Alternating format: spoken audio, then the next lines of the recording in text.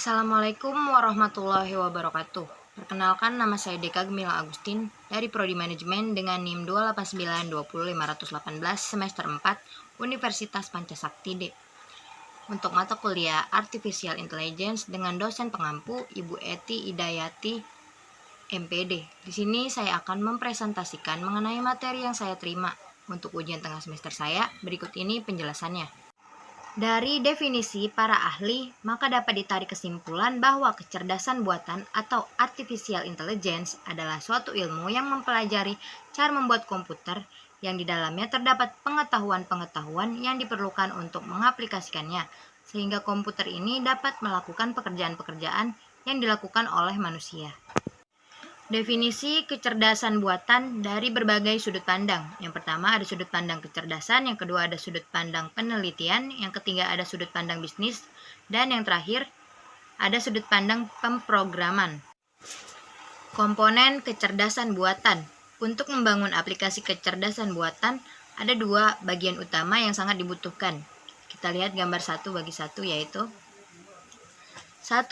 Basis pengetahuan atau knowledge base berisi fakta-fakta, teori, pemikiran, dan hubungan antara satu dengan yang lainnya. Yang kedua, motor interferensi atau interference engine, yaitu kemampuan menarik kesimpulan berdasarkan pengalaman. Perbedaan kecerdasan buatan dengan kecerdasan alami. Yang pertama, kecerdasan buatan konsisten dan menyeluruh, karena kecerdasan buatan adalah bagian dari teknologi, sedangkan AI cepat mengalami perubahan atau bersifat lebih kreatif. Yang kedua, kecerdasan buatan lebih mudah diduplikasi dan disebarkan, sedangkan AI tidak mudah diduplikasi dan disebarkan karena mentransfer pengetahuan manusia dari satu orang ke orang lain membutuhkan proses yang sangat lama, dan juga suatu keahlian itu tidak akan pernah dapat diduplikasi dengan lengkap. Yang ketiga, kecerdasan buatan lebih murah, sedangkan AI lebih mahal karena harus mendatangkan seseorang untuk mengerjakan sejumlah pekerjaan dalam jangka waktu yang sangat lama. Yang keempat, kecerdasan buatan konsisten dan menyeluruh karena kecerdasan buatan adalah bagian dari teknologi komputer, sedangkan AI senantiasa berubah-ubah. Yang kelima, kecerdasan buatan dapat didokumentasikan dengan cara melacak setiap aktivitas dari sistem tersebut, sedangkan AI, kecerdasan alami, sangat sulit untuk direproduksi. Yang keenam, kecerdasan buatan dapat mengeksekusi tugas, sedangkan AI lebih lama dalam mengeksekusinya. Yang ketujuh, kecerdasan buatan dapat menjalankan tugas tertentu lebih baik dari banyak atau kebanyakan orang, sedangkan AI memiliki kelemahan dalam menjalankan tugas tersebut. Aplikasi kecerdasan buatan. Yang pertama, sistem pakar. Yang kedua, pengelolaan bahasa alami. Yang ketiga, pengenalan ucapan. Yang keempat, robotika dan sistem sensor. Yang kelima, computer vision. Yang keenam, intelligent computer aided instruction. Dan yang ketujuh, game playing.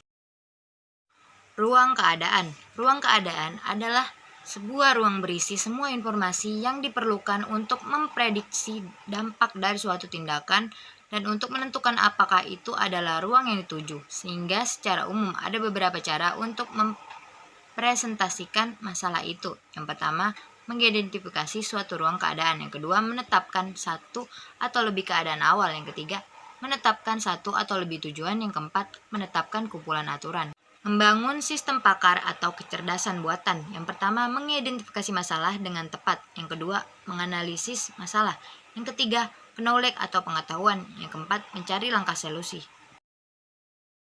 Logika. Logika merupakan suatu pengkajian ilmiah tentang serangkaian penalaran, sistem kaidah, dan prosedur yang membantu proses penalaran. Logika merupakan bentuk representasi pengetahuan yang paling tua, yang menjadi dasar dari teknik representasi high level. Ilmu logika lebih mengarah pada bentuk kalimat atau sintaks daripada arti kalimat itu sendiri atau semantik.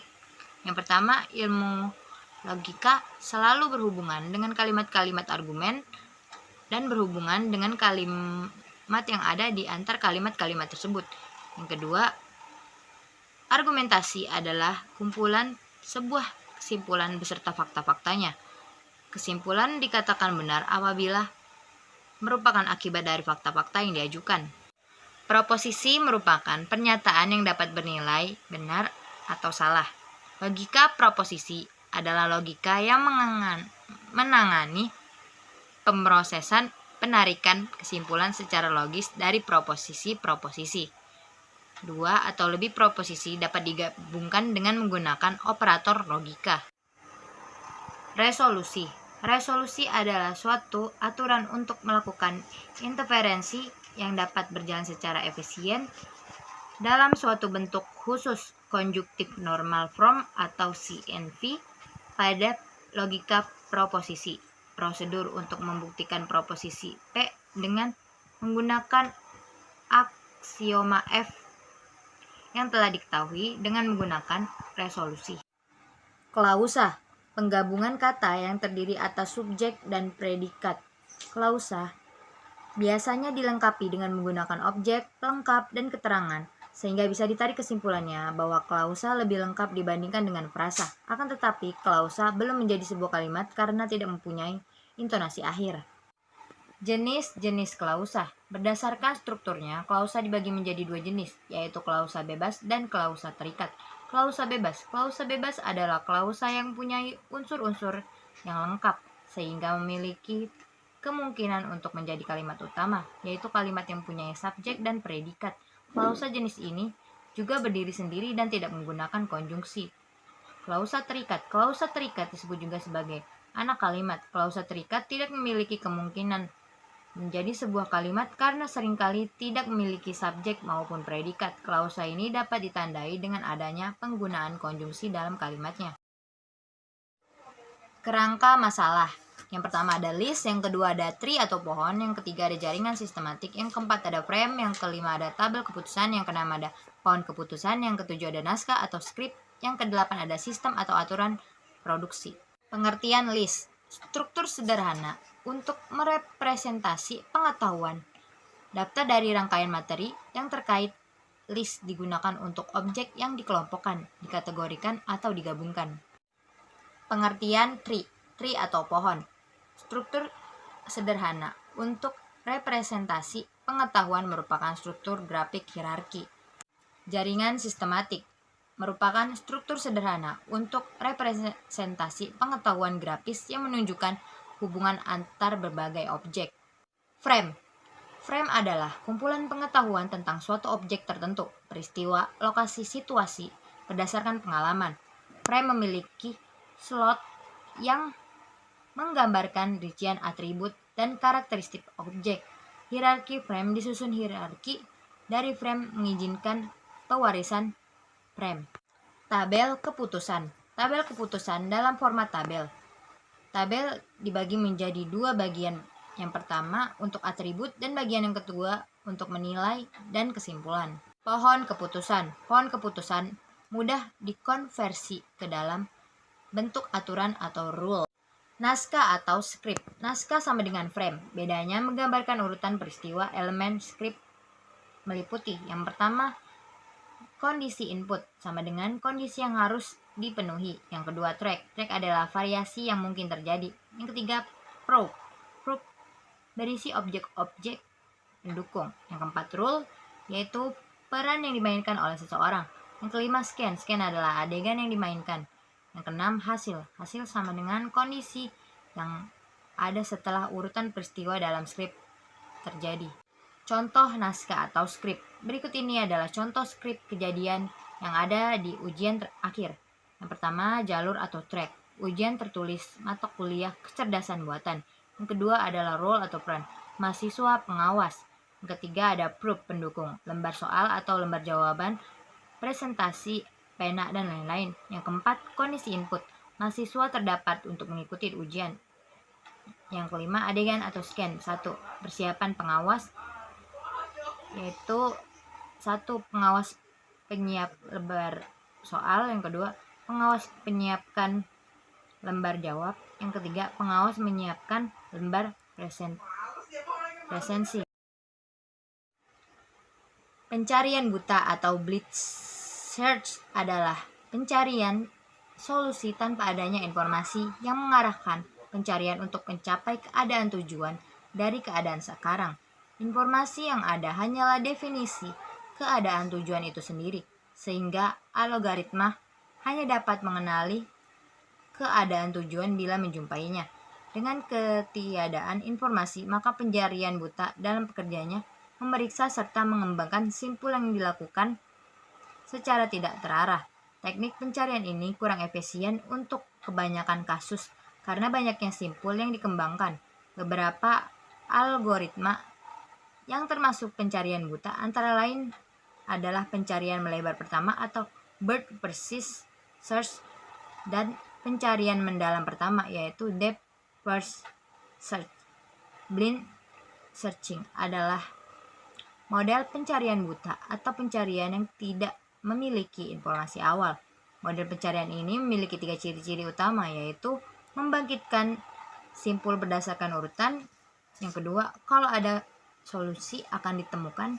Yang ketiga, hanya memiliki informasi tentang node yang telah dibuka. Node selanjutnya tidak diketahui. Kedua, breadth first search atau BFS.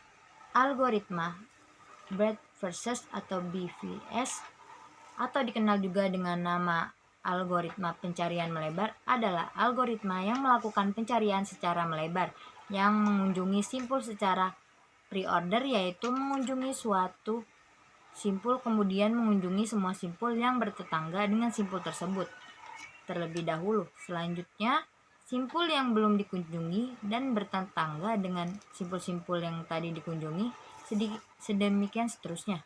Jika graf terbentuk pohon berakar, maka semua simpul pada aras D dikumpulkan lebih dahulu sebelum simpul-simpul pada aras D plus 1 merupakan pencarian yang dilakukan dengan mengunjungi tiap-tiap node secara sistematis pada setiap level sehingga keadaan tujuan ditemukan. Penelusuran yang dilakukan dengan mengunjungi node-node pada level yang sama sehingga ditemukan tujuan atau goal stage-nya. Contoh kasus dari breadth first search. Berikut adalah contoh kasus dengan menggunakan metode BFS.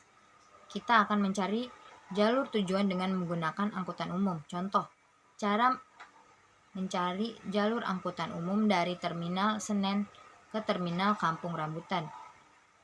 Initial stage Senen, goal stage Kampung Rambutan. Depth first search atau DVS. Teknik pencarian untuk depth first search adalah dengan melakukan ekspansi menuju node yang paling dalam pada tree. Node paling dalam dicirikan dengan tidak adanya suksesor pada node itu. Setelah node itu selesai diekspansi, maka node tersebut akan ditinggalkan dan dilakukan ke node paling dalam lainnya yang masih memiliki suksesor yang belum diekspansi. Berikut ini contoh penerapan BFS dan DVS. Metode pencarian heuristik. Heuristic search merupakan metode pencarian yang memperhatikan nilai heuristik atau nilai perkiraan. Teknik pencarian heuristik atau heuristic searching merupakan suatu strategi untuk melakukan proses pencarian ruang keadaan atau state space atau suatu problema secara selektif yang memandu proses pencarian yang kita lakukan di sepanjang jalur yang memiliki kemungkinan sukses lebih besar dan mengesampingkan usaha yang bodoh dan memboroskan waktu. Heuristik adalah sebuah teknik yang mengembangkan efisiensi dalam proses pencarian, namun dengan kemungkinan mengorbankan pelengkapan atau completeness. Heuristik pencarian. Heuristik adalah sebuah teknik yang mengembangkan efisiensi dalam proses pencarian atau pencarian yang lebih sederhana, namun kemungkinan juga dapat mengorbankan perlengkapan atau completeness. Fungsi heuristik. Heuristik digunakan untuk menemukan keadaan-keadaan masalah individu dan menentukan beberapa jauh hal tersebut dapat digunakan untuk solusi yang diinginkan. Jenis-jenis metode heuristik. Yang pertama ada kebangkitan dan pengujian atau generate and text. Metode ini merupakan penggabungan antara depth first search dengan pelacakan mundur backtracking, yaitu bergerak ke belakang menuju pada suatu keadaan awal. Yang kedua, pendakian bukit atau hill climbing. Metode ini hampir sama dengan metode pembangkitan dan pengujian. Hanya saja proses pengujian dilakukan dengan menggunakan fungsi heuristik. Pembangkitan keadaan berikutnya tergantung pada feedback yang prosedur pengetesan. Tes yang berupa fungsi heuristik ini akan menunjukkan beberapa baiknya nilai terkaan yang diambil terhadap keadaan-keadaan lain yang mungkin. Steeplest ascent hill climbing merupakan metode algoritma yang banyak digunakan untuk permasalahan optimasi. Salah satu penerapannya adalah untuk mencari route yang terpendek dengan cara memaksimumkan dan minimumkan nilai dan fungsi optimasi yang ada. Yang keempat, pencarian terbaik pertama atau best first search. Metode ini merupakan kombinasi dari metode depth first dan breadth first. Pada metode best first search, pencarian diperbolehkan mengunjungi node yang ada di level yang paling rendah. Jika ternyata node pada level yang paling tinggi ternyata memiliki nilai heuristik yang lebih buruk. Tabu search merupakan salah satu metode pemecahan permasalahan optimasi kombinatorial yang berhubungan ke dalam local search methods. Metode ini bertujuan untuk mengefektifkan proses pencarian resolusi terbaik dari suatu permasalahan optimasi kombinatorial yang berskala besar bersifat NP-hard. Simulated annealing adalah salah satu algoritma untuk optimasi yang bersifat generik, berbasiskan probabilitas dan mekanika statistik. Algoritma ini dapat digunakan untuk mencari pendekatan terhadap solusi optimum global dari suatu permasalahan. Masalah yang dibutuhkan pendekatan SA adalah masalah-masalah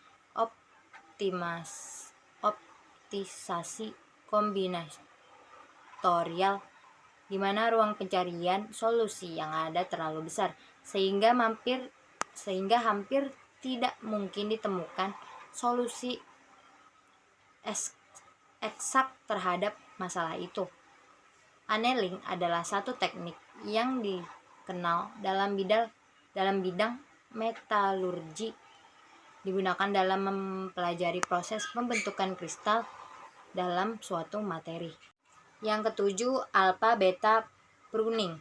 Alpha beta pruning adalah prosedur untuk mengurangi jumlah perhitungan dan mencari selama min-max. Min-max adalah pencarian dua pas.